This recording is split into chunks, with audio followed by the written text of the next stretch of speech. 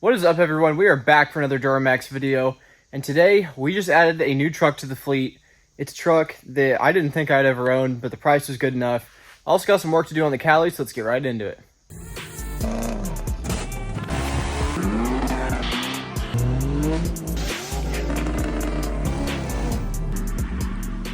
So pretty much with this truck, I saw it on a guy's Snapchat story. $3,000, or I think 3,500, somewhere around there, was the price for this thing. It is a 2011 LML Duramax, and staring at it, it is in sorry shape. So let me turn the camera around and show you guys exactly what's wrong with this. So as you can see, there is some mild damage from where a tree fell on this thing.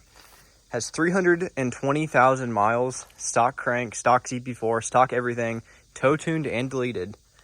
But if you think that's pretty bad, just step right around here, take a peek at the bed. Now, I'm no body guy, but I think that's pretty messed up. It did come with a set of tires. Set of tires is actually pretty decent. I'd say those are near 50%, maybe a little lower. A polished elbow. It's not so polished anymore. See on the other side. But I might put that back on this truck. Just got the exhaust right there. The frame's decent. This is a 1 ton. It is a 3,500. So it's got the extra beefy leaf springs. I mean, we got some Bluetooth. Whoops, that was a little more than I anticipated. Wow, that is just all sorts of greatness in there. Rockers are gone. Cab corners are gone. Cab corners have random stuff living in them. The interior, there's wasps in these mirrors. I'm kind of scared to be around this thing. Interior, work truck. I think this was like an irrigation truck or an FS truck or something. But I mean, it's pretty clean in here. 4x4 on the flow. That is very good. Way better than push button, in my opinion. Good headliner. I mean, it's got some little stains on it. There's stains here and there. Seats are a little stained. But for a work truck, it was a company work truck. So like, this is not bad. I did find a bottle of Hot Shot in the door, which means they were taking care of that CP4. I'll explain that a little more for those who don't know about the LMLs. Tailgate, I think we're missing some paint right there and right there. Tailgate's starting to rust out. It does have a nice hitch on it though. The underside, I mean, it's surface rust, obviously, but this thing's clean. The diff has no leaks in it. Around here, the transmission's dry, like dry as can be. Where is it at? Right up there. That's pretty dry. Back of the motor, dry. Like, this is actually really good shape for 320,000 miles. So I'd assume most of this life it just drove around, maybe pulled a couple trailers, but overall it's not a bad looking truck. Tree just fell on it, so that's why I got it for so cheap. It does have a clean title. This is not reported. Engine bay, it is a pretty stock LML. It has been deleted the easy way. The way you can tell a truck is deleted if the EGR is on is these valves will be unplugged. It's kind of a lazy way to do it. It does the same thing though, especially on these LMLs. The LML's EGR setup is a nightmare. So it's like they were trying to make them hard to delete because people do this all the time. But you got the EGR cooler down there. And it's just, there's so many bolts and just stuff. It's not hard to do for someone that knows them. It's just far more inconvenient. So it discourages it, I guess. But you can see that valve back there is unplugged. These things are a nightmare to delete. I will say that. The EGR setup, so much different compared to like a LBZ or a LMM, LOI, whatever. It's also got this high performance billet plate right there. I'm sure that adds some horsepower, but yeah, this engine's dry. I mean, it's pretty good. I was gonna do a burnout in it. I pulled an ABS fuse, but it wasn't enough. But now I'm not gonna do burnouts in it because I think I'm gonna try and sell this thing whole. So when I bought this truck, I was gonna part it out. I was gonna do a turnkey setup, so I'd take the engine, transmission, transfer case, basically everything you need to start a truck with it just being on the ground. It's like, it'd be like a turnkey setup or like a swap for a truck essentially. But I got a lot of interest in this. A lot of people want to buy this truck.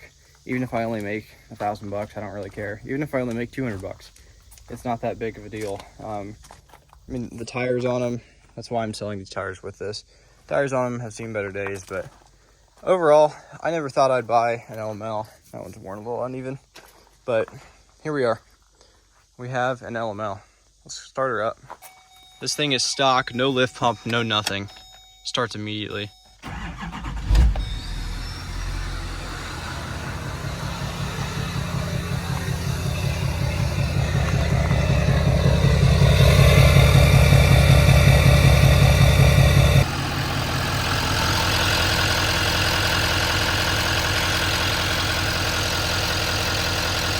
Zero blow by.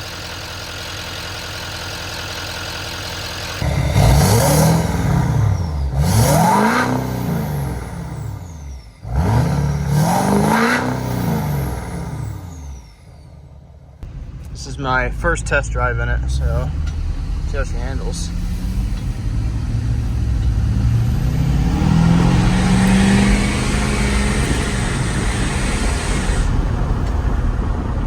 Not sure how well you guys can hear. The tires are a little unevenly worn, but I mean, this thing drives pretty nice actually.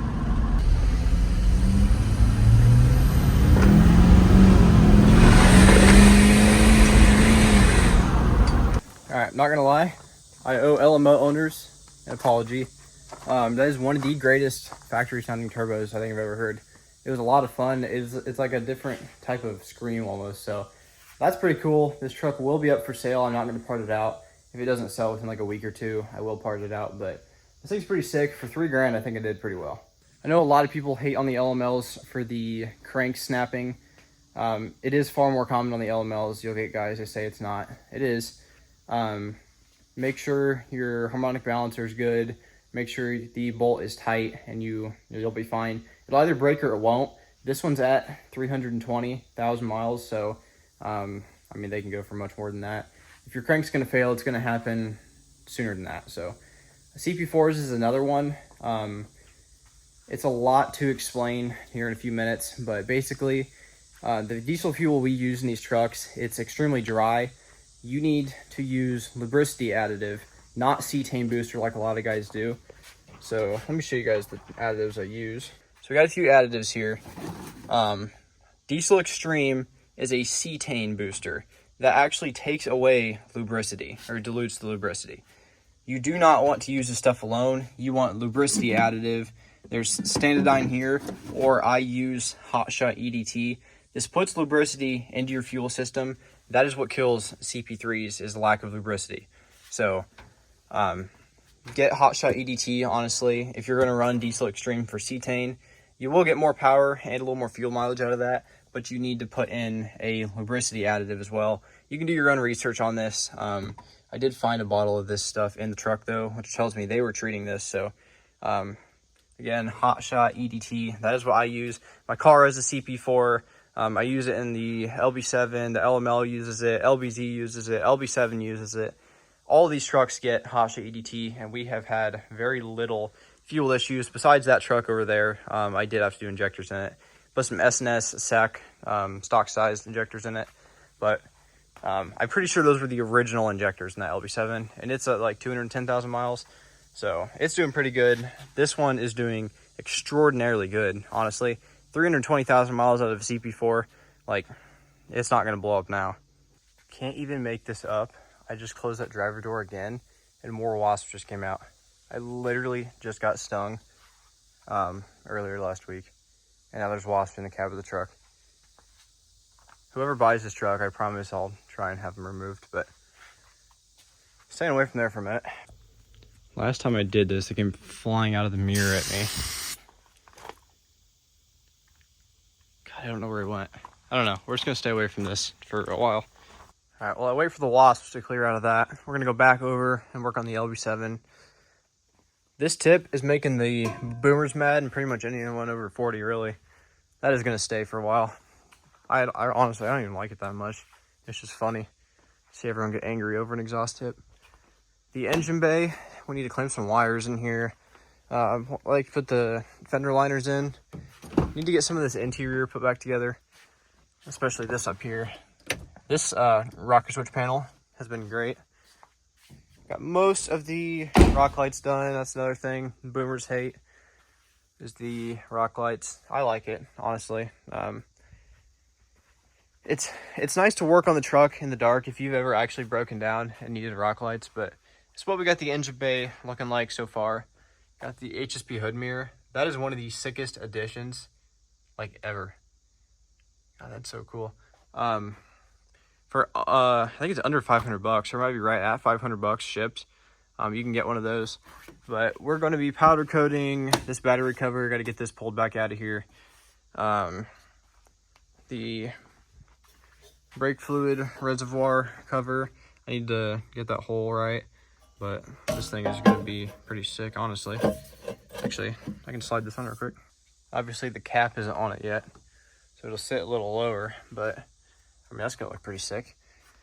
I got this guy mostly done. I think I need to square off that corner a little bit. You can see the corner's a little uneven and that little edge right there. We'll get that squared away. Need to find this piece that goes across the battery. We are not doing 2 battery covers. I feel like that's gonna be way too much purple, honestly. This guy is gonna be purple right here. Glow plugs are gonna stay right there. And then I have this shroud cover over here. So actually I haven't worked on this in so very long. The shroud cover is trashed. So we're gonna see if I can fix that. I bet I can, it's just surface rust. Another thing I've been asked about a few times is these rock light mounts I made. A lot of people say it's overkill. I need to get some better harness tape that actually stays wound up. These aren't done, obviously, but basically I took these magnets from Amazon and welded these studs on it. This is only the first try at it. You can see the welds need some work. I need to clean these up and I need to cut the studs, but that is the main idea for these rock lights, because if the cab ever needs pulled, like some of the rock lights along the frame and stuff, they're gonna have to be removed. So I figured rather than self-tap, I just make some magnets. But you can see in here, we got some wiring that needs done up. I need to hook up the other battery after I get that powder coated though, so I can't do that right now. But I got the headlights right here. Got to get the headlights ran. Fender liners I'd like to get put in for sure. But it's looking pretty clean in here. Got all the suspension all nice and clean. Got all this stuff done essentially. I've drove this truck quite a bit now. It's gonna be a lot of little touch-up work. The other side, I'm not happy with this, honestly. Look at all those wires. That's just not great. Fuse box is right there. So basically what I'm gonna do is I'm gonna be zip tying like the main harnesses together and the accessory harnesses, because right now I just have them all thrown up here just because I was test driving the truck a couple times. But this is not great in here. All this accessory wiring and stuff, all of this stuff needs fixed. So we'll be working on getting all of this stuff done. I actually got some purple zip ties we're going to be using. Actually, this is a perfect excuse for the rock lights.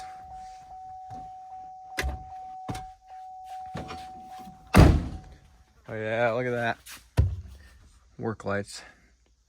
But yeah, we're gonna be getting this stuff cleaned up today. I guess I'd give you guys a sound clip for those that haven't heard the truck yet.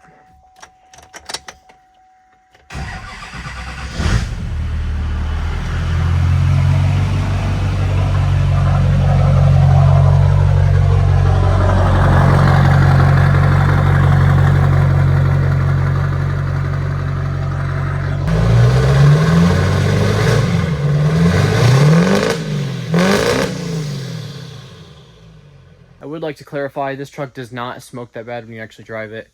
It's not near that bad. If you're doing tunes like this, keep them clean. The EPA is already after the diesel people, so just wanted to clarify that. There's no load on the engine. Turbo's making no boost, so it was pretty much all fuel right there. So don't be an idiot and roll call everywhere. I'm just gonna go ahead and cut all of these zip ties.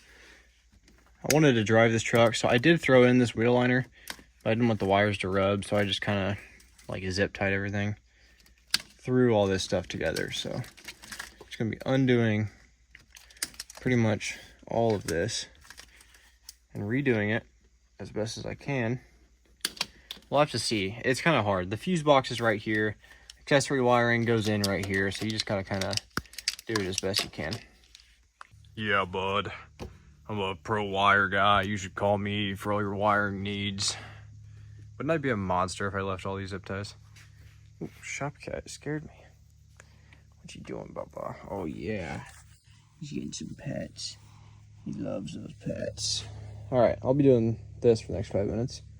So I'll give you guys an update in a minute. All right, well, it's not my best work, but like, it's about all you can do. It's pretty stiff, jeez. You just gotta make sure these don't rub on the back of the plastic fender liner, because that is an issue. All these are wrapped like 25 times. So you can see where I used electrical tape on one of the harnesses, but then I switched to the loom.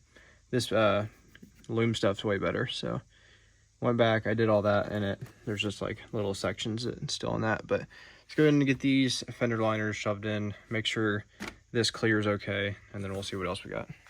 Went ahead and got the wheel liner shoved in. This one fits like garbage. I only got 2 pins in each side right now. Just kind of doing fitment right now. This one fits okay over here. Definitely looks a lot better. I thought about trying to make the sides of the engine so clean to like, if I did ever take this thing to a show, I'd be able to like take those out, but not with that other side being like that. That'd be like a very in the future project, which I did see, some of you might have seen online. I saw a guy, his entire front clip opened like a semi, like the entire thing folds forward like that. That'd be sick. Not really practical for what I do with this truck, but there's a lot of people getting very creative with these trucks because they've been around for so long, and we've seen them on wides, we've seen them color matched and whatever, but that's what I'm trying to do with this. Like, you don't see a lot of people like customizing their own brackets, running their own wiring, looming wiring even. This whole engine and transmission's been out. Everything's cleaned up and routed differently. You don't see that all the time. It's still pretty common, but there's some other ideas I got with this truck. I got some more custom stuff on the inside. I bet you probably haven't seen this. I know some guys have done it. DSB5 switch in the left cigarette lighter of the console. And then these rocker switches. I get asked about these all the time. Which these, I need to turn off the light or make these lights only be on when the truck, when the key is on. Because right now these lights are on all the time. Which I need to put the power wire for this like on a bus bar. It's turning them on with the ignition, so then that way it'll send power up there. But those little LEDs, they don't take that much power. I've had them on for 2 weeks at a time. They don't drain the battery at all. But that is something I will do. And then the back seat, I know a lot of people have done this too. 2 individual seats and then a sub box in the middle. I just want that. I know a lot of guys do the speakers up there, but I want the sub box in the middle. Even though it's been done before, I think that is going to be pretty cool. Also, when I go to get new bed, I do have an idea for this bed that I'll probably share with TikTok. Depending on how much I think I'll make off the TikTok video, we'll be doing it. But basically, there's all these race trucks on TikTok right now. And this bed's shot. I mean, it's like the tailgate hardly closes right. The taillight doesn't even fit right. Like, look at that. This bed's junk. So basically what they do is they cut out the floor and the sides and like make it look like a fiberglass bed. So I will be doing that with this bed after we get a new one, just because it'll be funny. But overall, I'm kind of pretty happy where the truck is right now. Just got to get the body work done and get this engine bay finished up. Obviously, we got the black hood still, but pretty happy where it is right now. Another thing I do want to take care of in the near future is electric fans. These clutch fans, they tick up to like, I think it's like 40 horsepower, like 20 foot-pounds of torque, but it puts a lot of load on the engine. I do have an upgraded alternator that is ready for electric fans. I even have the switch ready in here. I wired up 4 switches. I just got 1 aux switch, and then that is the fan switch right there. So we are ready for electric fans. Just need to find a good company. Probably going to find a company to work with. It's like a good set of electric fans is about $1,000, but that is definitely something I want to get done. Get rid of that clutch fan. You can tell the difference when those are off. I think this deserves one of my garbage edits.